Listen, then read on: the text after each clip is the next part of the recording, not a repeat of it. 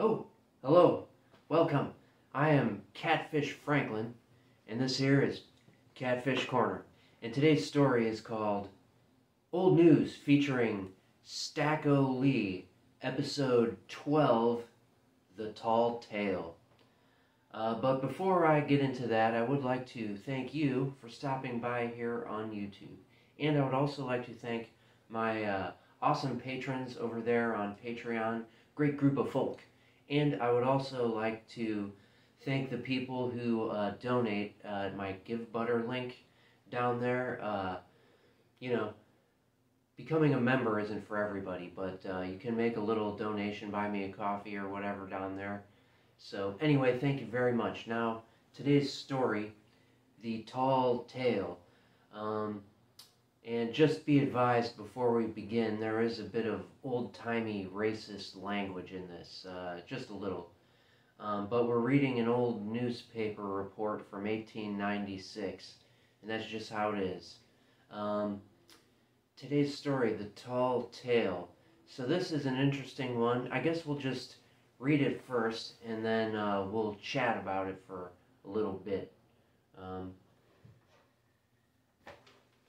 Alright, well, here goes. November 7th, 1896, the St. Louis Post-Dispatch. Wagner's knees beat a tattoo.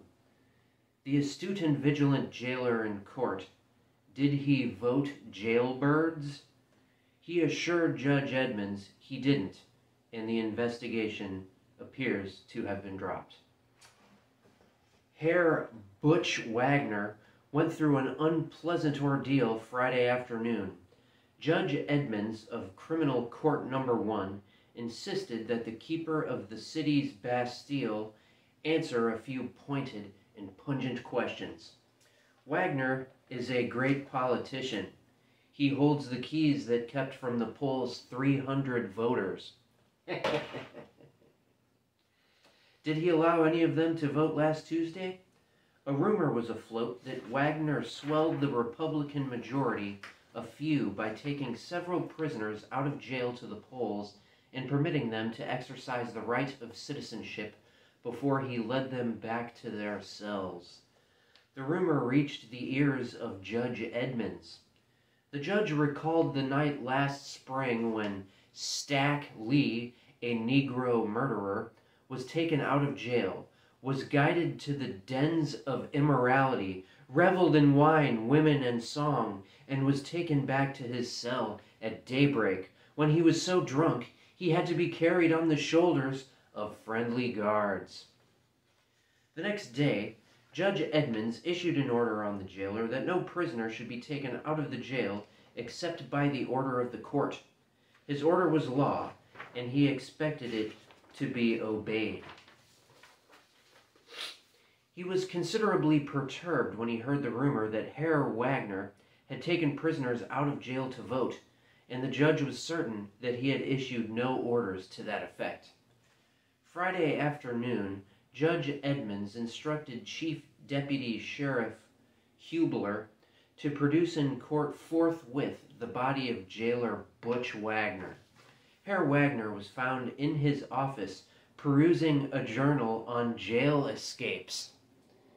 He was hustled up to Criminal Court No. 1 and brought before the bar. His face is naturally red, but then it was vermilion. He twitched at his hat nervously with his fingers.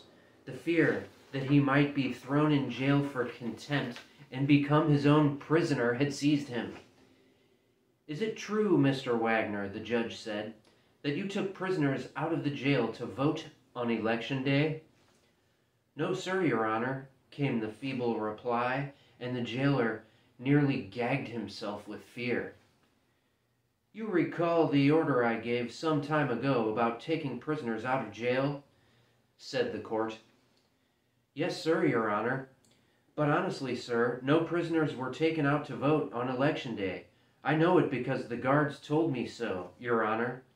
And the jailer's knees beat a tattoo on each other, which was plainly audible all over the courtroom.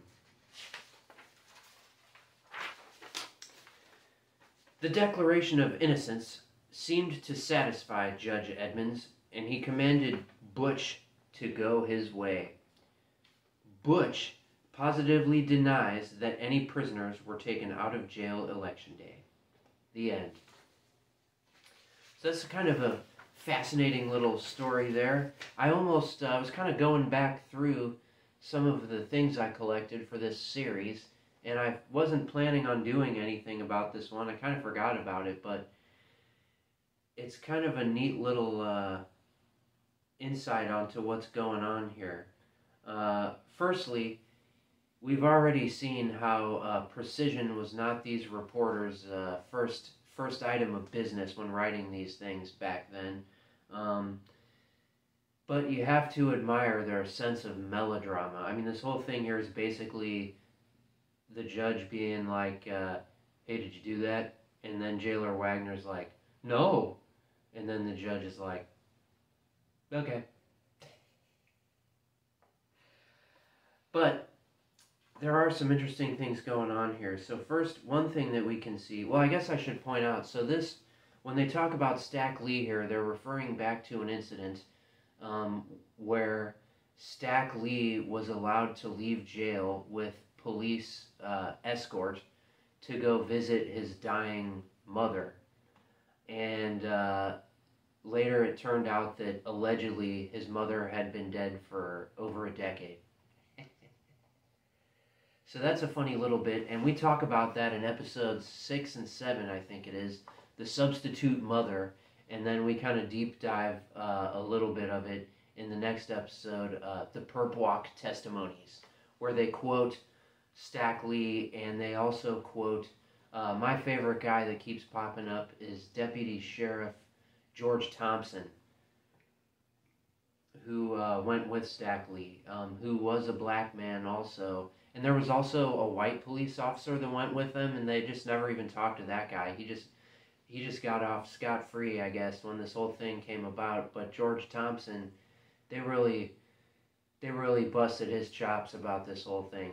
And, you know, he seemed like he was just doing his job, and, you know, he took it like a man. But anyways, that's what they're referring to when they talk to Stack Lee here. And so, also what's interesting is you can see that the way that whole incident actually affected the law, you know, so some months down the line, they're still dealing with this law. So Stack Lee actually had an effect on the process of law in St. Louis City there, down at the old criminal courts. And that's kind of a cool little tidbit. So anyway, let's read this little paragraph about Stack Lee again, because what's strange here is how the whole thing has become exaggerated. So it's funny because this isn't what Stack Lee is known for or anything. I've never even heard of this until I found it in the newspaper reports, and I've done some reading on this. And it's just such a funny incident. But here in this article, a few months down the line, it seems to be very exaggerated. So I'm just going to read this paragraph one more time, and we'll just talk about it. The judge recalled the night last spring when Stack Lee, a Negro murderer, was taken out of jail, was guided to the dens of immorality, reveled in wine, women, and song, and was taken back to his cell at daybreak, when he was so drunk he had to be carried on the shoulders of friendly guards. Okay, so pretty much none of that is from the original stories.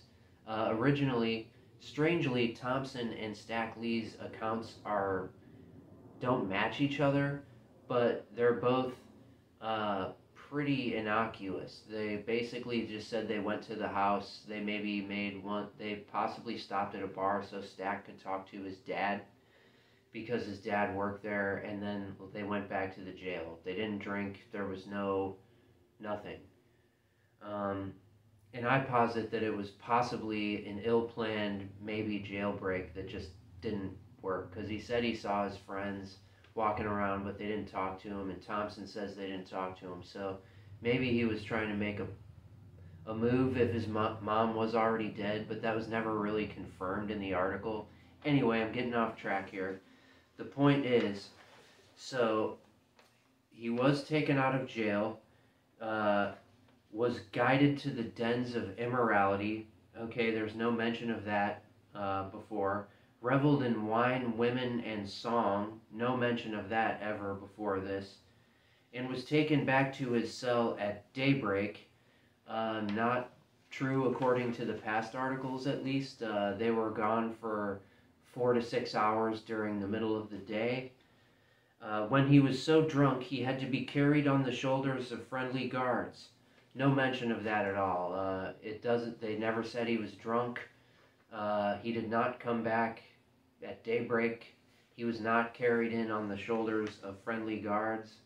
So, this is probably just whoever this journalist is, just making stuff up for shock value, or I don't know what you call it, melodrama, to make a better story, I guess, because none of this really is what was reported originally. Now, as for what really happened, I have no idea. Obviously, I'm just going off the earlier reports, and the earlier reports are pretty much more to be trusted than the later ones, in a general, as a general rule of thumb. They happen closer to the time of the event. There's less time for things to be spun. So I just thought this was a really neat little article, and since we're going through all the misadventures of Stack Lee, most of which oddly seem to have appeared in court or while he was in jail, this is kind of a cool one, and just kind of gives some insight into what was really going on, I guess, in the old St. Louis jail back then.